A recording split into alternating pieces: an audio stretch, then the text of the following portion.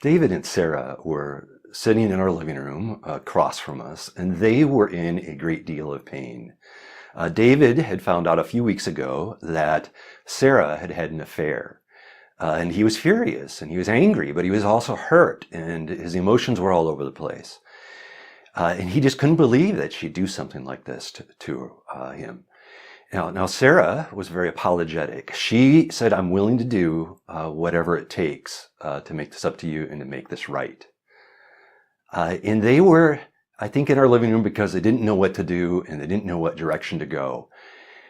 Some of the toughest language in the Bible, at least in my opinion, is when Jesus says in Matthew 6, if you do not forgive others their sins, our Father will not forgive you your sin.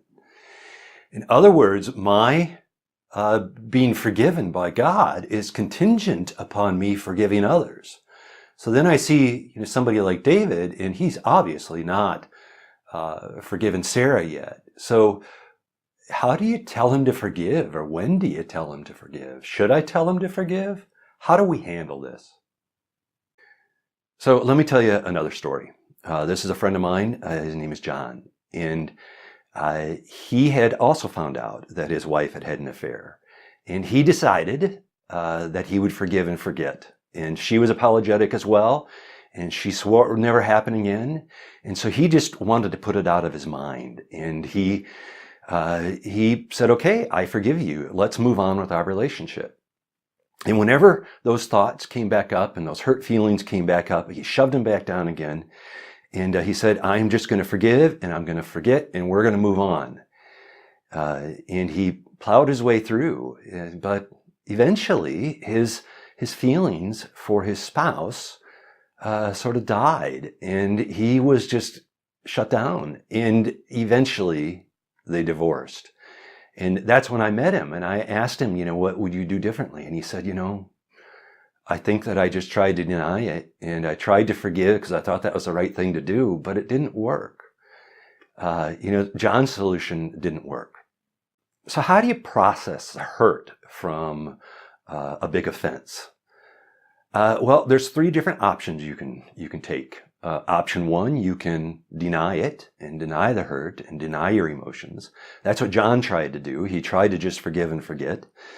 The risk with that is you end up shutting down, and your emotions can just turn inward, and you can become depressed. So that isn't exactly a great way to handle it.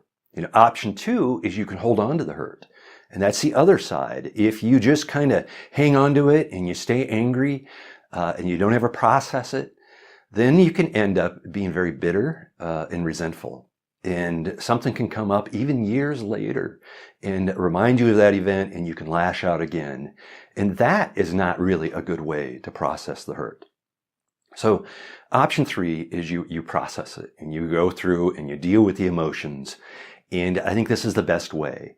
And at the very end of it, the end result is that it no longer hurts and you've forgiven each other and your relationship is restored. In our online material, we go into some depth about a process of forgiveness. And I'm just going to give you a real quick overview. There's 4 stages. The stage 1 is to be angry and be sad. And you need to grieve your loss, but you need to understand the hurt as well. And so you need to feel your emotions.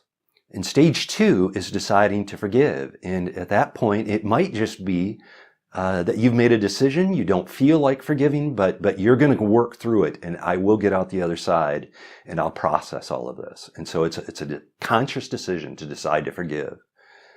Stage 3 is about developing compassion for the offender. And you might not condone the actions, and you probably shouldn't, but at least developing compassion for them and the decisions that they made and understanding some of those decisions. But it helps you then to be able to let it go and to let the hurt go. And finally, stage 4 is to see the good. And it's to recognize the good that has come out of this experience. And maybe you're not happy for the hurt, but you're happy for how you've processed it and for what it's done in your life and how perhaps it's developed something inside of you.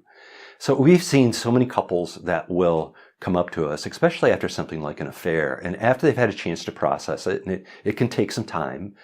They'll say, we're not happy that the affair happened, but we're happy about the work that we've done. And we processed the hurt, and we worked on our marriage, and we are in such a better place now than we were then. And so the good that came out of it was their relationship was restored and was even better than it was. So that's the last stage. So what do I say to David? I know that when I've seen couples that are in this situation, I could quote Jesus, and Jesus saying, to forgive or you won't be forgiven. But I'm not sure that's really very helpful. The risk is that he's going to go into a denial phase, and that's not going to help him in the long run to really achieve a healthy relationship. So I might say something like, David, it sure sounds like you're in a lot of pain right now, and you've been deeply hurt, and you're angry. And it seems like you're just trying to figure out a way through that. I want you to have a healthy relationship, and maybe you can't see that right now. But would you consider just going through a process to work on your hurt and your anger? And, could you at least do that and be willing to put some work into it? Now, some couples might not be willing to commit to the relationship when they are in the early stages of this. So I have seen that fairly frequently. And what I have said at times is I can see that you're in a very emotional spot right now. I suggest you not make any big decisions. And if you're not ready to commit to the relationship, that's fine. But why don't you process the anger and the hurt and the pain a little bit and put that decision off when you're in a little bit better spot to be able to think it through.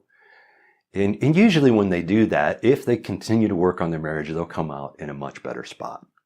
So 3 tips. Allow people to be in pain. Hurts hurt. And as badly as we feel for them, or as much as we have compassion on them, telling them not to hurt isn't going to be helpful. And so as mentors, we can come alongside of them as they process it and give them a listening ear, but allow them to experience their pain and to grieve their losses. Step 2, follow a forgiveness process.